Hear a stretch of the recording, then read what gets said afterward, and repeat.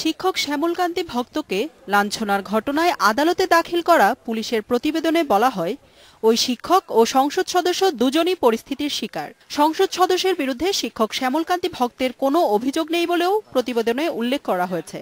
তবে এ বিষয়টি এখনো বিচারাধীন বলে মন্তব্য করেছেন deputy attorney general Motahar Hossain Saju. কেউ কারোর বিরুদ্ধে কোনো অভিযোগ না দেওয়ার কারণে শ্যামলকান্তি ভক্ত সহ আরও যে 10 জন সাক্ষ্য দিয়েছিলেন তারা সকলেই বলেছেন বলে কেউ কারোর বিরুদ্ধে যে সুস্পষ্ট অভিযোগ নাই, এমনকি শ্যামলকান্তি ভক্তও বলেছেন আমি এটা নিয়ে কোনো মামলাও করবো না, আমার কারোর বিরুদ্ধে কোনো অভিযোগ নাই।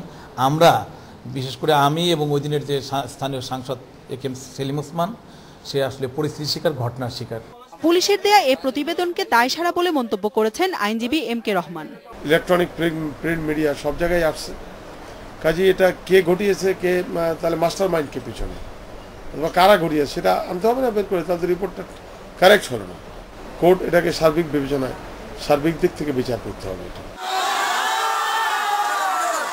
গত 13 মে শিক্ষক শ্যামলকান্তি ভক্তকে লাঞ্ছনার ভিডিওটি সামাজিক যোগাযোগ মাধ্যমে ছড়িয়ে পড়লে দেশব্যাপী তোলপাড় শুরু হয়। এরপর স্বপ্রণোদিত হয়ে রুল দেন হাইকোর্ট। একই সাথে নারায়ণগঞ্জ বন্দর থানা পুলিশ ও পুলিশ সুপারকে তদন্ত করে প্রতিবেদন দিতে নির্দেশ দেয়। জান্নাতুল ফেরদাউস, ইন্ডিপেন্ডেন্ট নিউজ, ঢাকা।